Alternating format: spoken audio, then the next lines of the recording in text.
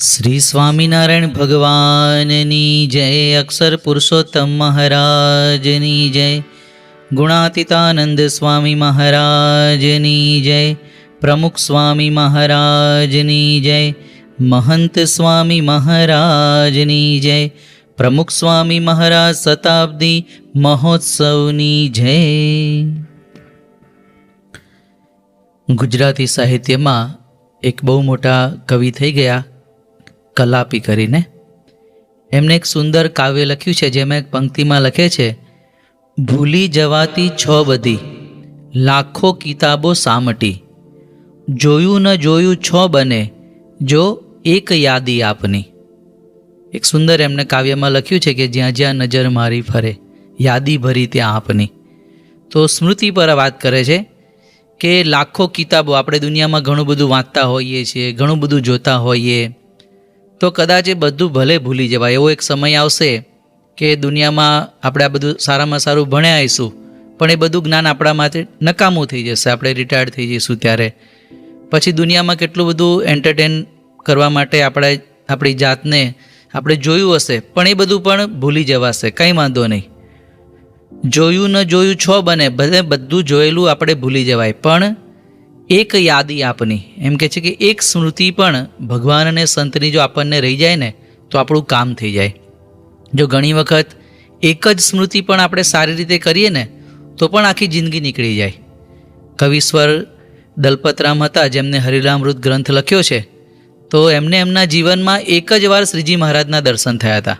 એ નાના હતા, બાળક 8-1 વર્ષના, અને એમના મામાની સાથે ત્યાં ગરડા આવેલા લગ્ન પ્રસંગે, અને પછી એ તો સત્સંગમાં હતા નહીં, અને ગરડા જાય એટલે સહેજે સ્વામિનારાયણ ભગવાનની વાત તો કોઈ કરે જ. એટલે એમના મામાને જિજ્ઞાસાથી થયું, ક્યુરિયોસિટીથી, ચાલો આપણે જોવા તો જઈએ. અને આ દલપતરામને પણ નાનો બાળક હાથ પકડીને ત્યાં લઈ ગયા. અને તે જ વખતે એ લોકો રાહ જોઈને ઊભા હતા. કોઈકે કહ્યું કે મહારાજ તો બહાર ગયા છે, હમણાં આવશે. અને થોડી વારમાં શ્રીજી મહારાજ ત્યાં માણકી ઘોડી પર બેસીને આવ્યા. મહારાજ ઘોડી પરથી ઉતરે છે અને ઘોડીની પેલી સરક દોરડું લઈને સેવકને આપે છે અને કહે છે કે લો, આ માણકીને ત્યાં બાંધી દેજો ને પાવરો એટલે કે ઘાસ ત્યાં એને નીરી દેજો.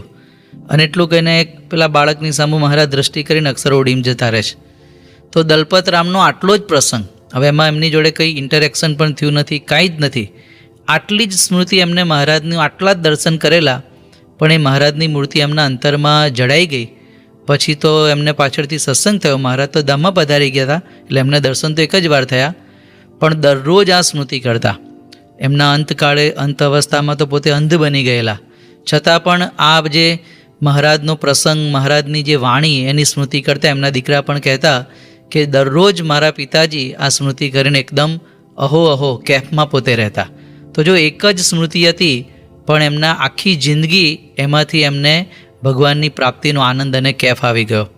તો આપણને તો સ્વામી બાપાની કેટલી બધી સ્મૃતિ, મહંત સ્વામી મહારાજના કેટલા બધા દર્શન આપણે કરેલા છે, પણ જો આવું સ્મૃતિ કરવાનું અંગ આપણે પાડવું પડે. ઘણી વખતે બહુ બધી સ્મૃતિ હોય ને એટલે આપણે કોઈ નથી કરતા એવું બની જાય છે. પણ જો સ્મૃતિ, જેટલી સ્મૃતિ કરીએ ને એટલું આપણું જીવન ભર્યું ભર્યું રહે. આપણે સત્સંગ કરીએ છીએ તો સત્સંગમાં નિયમ ધર્મ અને આ બધું પાલન કરવાનું છે, પણ એનું ફળ ભગવાનનો આનંદ લેવાનો છે. તો ભગવાનનો આનંદ આપણને આ સ્મૃતિમાંથી મળે. તો અહીંયા નિષ્કુળાનંદ સ્વામી પણ આવી વિવિધ સ્મૃતિઓ શ્રીજી મહારાજની કરે છે, જેમાં આપણે હરિસ્મૃતિ ગ્રંથમાંને આધારે જોઈએ છીએ. તો ભગવાનના કેવી કેવી જુદી જુદી જગ્યાએ એમને દર્શન કર્યા છે એની સ્મૃતિ અહીંયા પોતે કરે છે. તો અહીંયા નિષ્કુળાનંદ સ્વામી કહે છે કે મેં ભૂધર એટલે કે ભગવાનને ભાળ્યા છે, જોયા છે. કઈ કઈ જગ્યાએ જોયા છે? તો કૂબામાં જોયા છે. કૂબો એટલે કે ઝૂંપડી. ઘરમાં જોયા છે, મેડી ઉપર બેઠેલા જોયા છે, હવેલીમાં બેઠેલા જોયા છે, બંગલામાં બેઠા, બંગલે શંકા મેલી, બંગલામાં બેઠેલા જોયા છે, મંદિર ઉપર જોયા છે, મંડપમાં જોયા છે. તો આવી એક વસ્તુ જ્યાં જ્યાં એમને શ્રીજી મહારાજના દર્શન કર્યા છે એ દરેક સ્થાનની કેવી અદ્ભુત પોતે સ્મૃતિ કરે છે. તો જો કૂબામાં પણ શ્રીજી મહારાજ પધારેલા, સગ્રામ વાઘરીનો પ્રસંગ તો બહુ પ્રસિદ્ધ છે, મારા કૂબામાં હાથી પેઠો. ઝૂંપડામાં પોતે રહેતો હતો, પણ ભગવાન એના ઝૂંપડામાં પણ ગયેલા. તો સ્વામિનારાયણ ભગવાન આવા ઘણા ભાવિક ભક્તોના ઝૂંપડામાં પણ ગયા હશે, નિષ્કુળાનંદ સ્વામીએ દર્શન કર્યા હશે, તો એની પણ સ્મૃતિ કરે છે. પ્રમુખ સ્વામી મહારાજ અને મહંત સ્વામી મહારાજ પણ આવા ગરીબ ભક્તોનો ભાવ પૂરો કરવા માટે ઘણીવાર ઝૂંપડામાં પધાર્યા છે.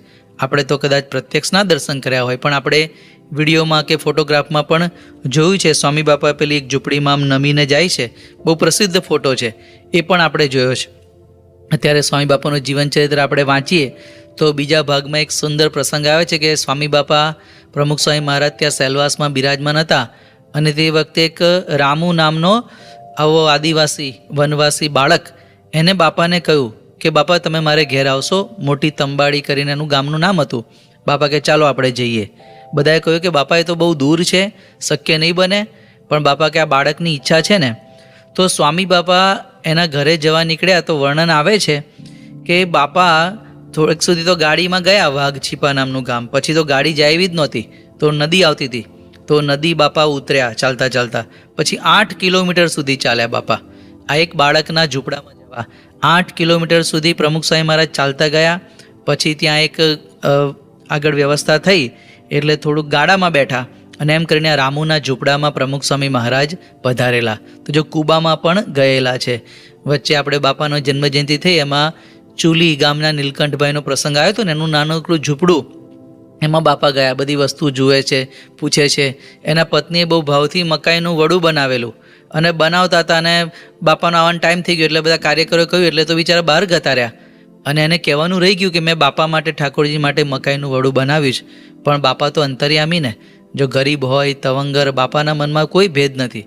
તો એ આદિવાસી બાઈએ પ્રેમથી ઠાકોરજી માટે આવું મકાઈનું વડું બનાવેલું. બાપાએ ત્યાં તાજા બનાવેલા જોયા એટલે તરત બાપાએ પૂછ્યું કે આ ઠાકોરજી માટે છે, પૂછ્યા આવો. અને ઠાકોરજી માટે જ હતું. તરત બાપાએ ઠાકોરજીને ધરાવીને પોતે પણ જમ્યા.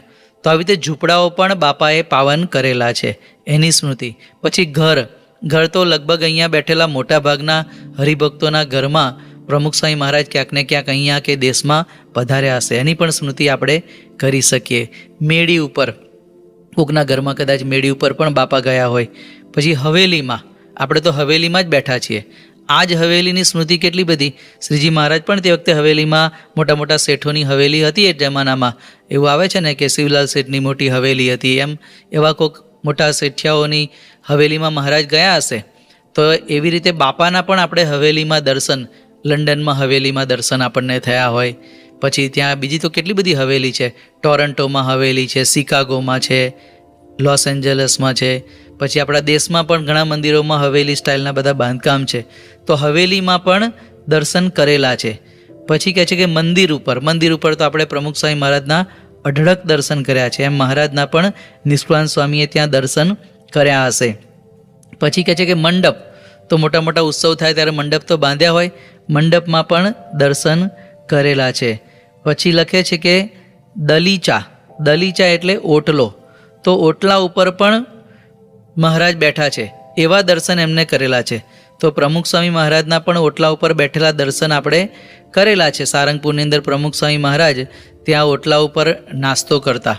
કદાચ જૂના હરિભક્તો ત્યાં દેશમાં લાભ લેવા આવ્યા હશે, એમને જોયું હશે કે દરરોજ સવારે બાપા ઉકાળા પાણી ત્યાં સર્વસ્વ છે એની પાછળના ઓટલા, પહેલાં જૂનો ઉતારો હતો ત્યારે પણ ઓટલા ઉપર બાપા ત્યાં બેસતા. એક વખત તો અમે ત્યાં બાપાના દર્શન કરતા હતા, થોડું ઠંડી જેવું હતું, બાપા ઓટલા પર બેઠેલા અને વડીલ હરિભક્તો ખુરશીમાં બેઠેલા, પણ ચંપલ કાઢીને બેઠા હોય બાપાના દર્શન કરવા. અને નીચે સીધી જમીન જ હતી અને ત્યાં કાઠિયાવાડની, સારંગપુરની તો કાંકરાવાળી જમીન. એટલે બાપાએ તરત જ સંતોને કહ્યું કે જો આ બિચારા વડીલોને પગના તળિયા ઠરી જતા હશે એટલે નીચે તમે કંઈક પાથરનું પાથરો. તો આ પણ સ્મૃતિ આપણને થાય છે. તો આવી રીતે ઓટલા ઉપર પણ ભગવાન પોતે બેઠા છે. પછી લખે છે કે આવી રીતે તંબુ રાવટી બેઠા, બંગલે શંકા મેલી, બંગલામાં પણ ભગવાન બેઠા છે, એવા દર્શન નિષ્કુળાનંદ સ્વામીએ કરેલા છે. તો પ્રેમાનંદ સ્વામીએ જે વડતાલની અંદર મહારાજે લીલા કરી એમાં મહારાજ બંગલામાં પોતે રોકાયેલા, એનું વર્ણન કર્યું છે, તે આપણે જોઈએ. તો વડતાલમાં પણ મહારાજનો ઉતારો બંગલામાં. હવે એ જમાનામાં બંગલો એટલે અત્યારે મોટા મોટા બંગલા હોય છે એવો નહીં હોય, પણ જે કંઈ એવા બંગલામાં મહારાજનો ઉતારો હતો એનું વર્ણન અહીંયા પ્રેમાનંદ સ્વામીએ કર્યું છે. તો નિષ્કુળાનંદ સ્વામીએ બંગલામાં પણ મહારાજના દર્શન કર્યા છે. આપણે પણ પ્રમુખ સ્વામી મહારાજના આવા દર્શન કર્યા છે. અહીંયા બાપા લંડનમાં વર્ષો પહેલાં જ્યારે આપણું મંદિર, આ મંદિર નહોતું ત્યારે પેલા 4 વેઝ નામના બંગલામાં બાપાનો ઉતારો હતો, એનું વર્ણન પણ આવે છે.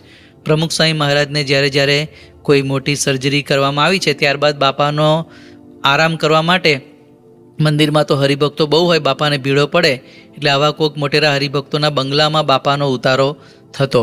ત્યાં મુંબઈની અંદર સારણઘાટનું ઓપરેશન કર્યું પછી પરમાનંદ કાકાનો બંગલો છે, બહુ મોટો વિશાળ સુંદર બંગલો છે, એમનો બહુ ભક્તિભાવ, તો એના બંગલામાં પણ બાપા ઉતર્યા હતા. પછી બાપાનું ત્યાં અમેરિકામાં બાયપાસ સર્જરી કરી પછી આપણા મહેન્દ્રભાઈ છે વેસ્ટચેસ્ટરમાં, એમનો બંગલો હતો સુંદર, તો એની અંદર પણ બાપા ઘણું બધું રોકાયેલા. તો આ બધી પણ આપણને સ્મૃતિ થાય છે. મહંત સ્વામી મહારાજ 2017માં આવ્યા ત્યારે પેરિસમાં એમનો જે ઉતારો હતો એ પણ મોટો, આમ તો બંગલો ના કહેવાય પણ આમ બંગલા જેવું મોટું મકાન હતું, એમાં મહંત સ્વામી મહારાજનો પણ ઉતારો હતો. તો આવી બધી સ્મૃતિ આપણને થાય છે કે બંગલામાં રહ્યા છે. પછી આગળ વાત કરી એમ તંબુ ને રાવટી, તો સ્વામિનારાયણ ભગવાનના ક્યારેક તંબુમાં બેઠેલા પણ દર્શન એમને કર્યા છે. આપણે જીવનચરિત્ર વાંચીએ તો એવું વર્ણન આવે છે કે ઘણીવાર મહારાજ આવી રીતે ક્યાંક જતા અને વચ્ચે ઉતારો કરવાનો હોય તો તંબુ રાવટી મહારાજ માટે એવી બાંધતા. ત્યાં રાજકોટમાં માલકમને મળવા માટે જાય છે ત્યારે પણ મહારાજ ત્યાં રાજકોટમાં તંબુમાં ઉતારો કરેલો એવું વર્ણન આવે. ત્યાં વડોદરામાં પણ તંબુમાં ઉતારો કરેલો. તો આવી રીતે તંબુમાં પણ દર્શન, પ્રમુખ સ્વામી મહારાજના પણ આપણને તંબુમાં એક ફોટોગ્રાફ અને વિડીયોમાં દર્શન થાય છે. બાપા જ્યારે ઉત્તરાખંડની યાત્રામાં ગયેલા ત્યારે ત્યાં બદ્રીનાથની અંદર એક ફોટો છે, આમ બાપા તંબુની અંદર બેઠા છે ને આમ માળા ફેરવે છે, તો એવા એક ફોટાના દર્શન આપણને થાય છે. તો તંબુમાં પણ દર્શન. પછી કહે છે કે અટારી ને અગાસી, અટારી એટલે આમ ઝરૂખો ગેલેરી જેવું, એમાં પણ મહારાજને બેઠેલા એમને જોયા છે. અને અગાસી, તો અગાસીમાં પણ મહારાજના દર્શન કરેલા છે. અગાસીનું વર્ણન જેતલપુરના પ્રસંગમાં આવે છે કે ત્યાં જેતલપુરની અંદર મહારાજે મહાયજ્ઞ કર્યો અને યજ્ઞની અંદર પછી બધાને અનાજ પેલું ઘઉં દળવાની બધી સેવા આપતા હતા. ત્યારે ત્યાં જેતલપુર ગામમાં એક ગણિકા હતી, નાથી એનું નામ હતું, અને એને પણ થયું કે આખી જિંદગી તો મેં બધું પાપ કર્યું છે, પણ લાવો કંઈક સારું કાર્ય કરીએ, અહીંયા ભગવાન આવ્યા છે, યજ્ઞ કરે છે. એટલે પછી ત્યાં મહારાજ પાસે આવે છે, બધા તો મોઢું બગાડે છે કે આ વળી અહીંયા ક્યાંથી આવી, પણ ભગવાન તો દયાળુ, કોઈના જીવના ગુના સામું જોતા નથી. અને બાઈને પણ મહારાજ ઘઉં દળવા આપે છે ને પેલી બાઈ જાતે ઘઉં દળીને લાવે છે. બધાને શંકા જાય છે કે આને નહીં જ દળ્યા હોય, પણ ભગવાન એને પૂછે છે, એનો હાથ બતાવે છે તો હાથમાં બધા ફોલ્લા પડી ગયા હોય છે અને બધાને પ્રતીતિ થાય છે કે ના આને ખરેખર સેવા કરી છે. મહારાજ પણ એના પર રાજી થાય છે. પછી એ બાઈ કહે છે કે ભગવાન તમે મારા પર રાજી થયા હો તો તમે મારા ઉતારે પધરામણી કરો. આખી જિંદગી મેં પાપ કર્યા છે, પણ આપના પગલાં પડે તો મારું ઘર પવિત્ર થાય ને મારું બધું પાપ ધોવાઈ જાય. પછી મહારાજ ત્યાં રાજી થઈને હા પાડે છે. પછી મહારાજ બધા સંતોને લઈને ત્યાં પધરાણીમાં જાય છે. પેલી બાઈએ તો બધું ઘર આખું ધોઈને રંગરોગાન કરીને સ્વચ્છ કરી નાખે છે. બ્રાહ્મણને બોલાવીને મહારાજ માટે બધી પ્રસાદી બનાવડાવે છે. પછી બ્રાહ્મણ જોડે બધી પૂજા કરાવે છે મહારાજની. પછી મહારાજ પેલા બ્રાહ્મણને જાણે પોતાના જ ઘરમાં એવા પ્રેમથી મહારાજ બધી સૂચનાઓ આપે છે. અને પેલી બાઈ તો દૂર રહ્યા દર્શન કરતી હશે. બ્રહ્માનંદ સ્વામી કહે છે કે મહારાજ આ ગણિકા બાઈ છે અને આવી રીતે તમારી આ સેવા ભક્તિ કરી એનું કલ્યાણ થશે ને? તો મહારાજ હસ્યા ને શું કે સ્વામી તમારા જેવું કલ્યાણ થશે. પછી મહારાજ કહે છે કે તમે તો એના બાહ્ય સાધનો જુઓ છો, હું તો એનો અંતરનો ભાવ જોઉં છું. અને તે વખતે એની ઈચ્છા હતી કે મહારાજ મારા આખા ઘરમાં પધરામણી કરે, તો મહારાજ એની અગાસી અને એના ઊંચા આવાસમાં ને બધે જાય છે. એના પર પછી મુક્તાનંદ સ્વામીએ ખૂબ સુંદર એ પદ લખ્યું છે. તો આવી રીતે મુક્તાનંદ સ્વામીએ આ બધું, મુક્તાનંદ સ્વામી પણ સાથે જ હતા અને આખી લીલા એમને જોઈ અને એને આધારે આ સુંદર ભજન લખ્યું. તો મહારાજ આવી રીતે અગાસીમાં પણ પધારેલા છે. એ જ જેતલપુરનો અગાસીનો બીજો પ્રસંગ છે કે ત્યાં જેતલપુરના મોલમાં મહારાજ અગાસીમાં બેઠેલા અને આમ સભા ભરેલી, અને તે વખતે જીવણ કોડી નામનો એક સામાન્ય બિચારો ભગત, એકદમ ગરીબ, અને એના અંતરમાં ઈચ્છા થઈ કે મારે પણ સ્વામિનારાયણ ભગવાનને કંઈક ભક્તિ કરવી, કંઈક જમાડવા. તો પેલો મઠનો કાચો પાકો રોટલો બનાવીને આમ સામાન્ય કપડામાં લઈને આવે છે. અને ત્યાં તો મોટા મોટા શેઠિયાઓએ જાત જાતના બધા થાળ ધર્યા હોય છે, એટલે એને સંકોચ થાય છે કે આમાં મારો રોટલો, પણ મહારાજ અંતર્યામીપણે જાણી જાય છે અને બોલાવે છે અને પ્રેમથી એનો રોટલો ત્યાં જમે છે.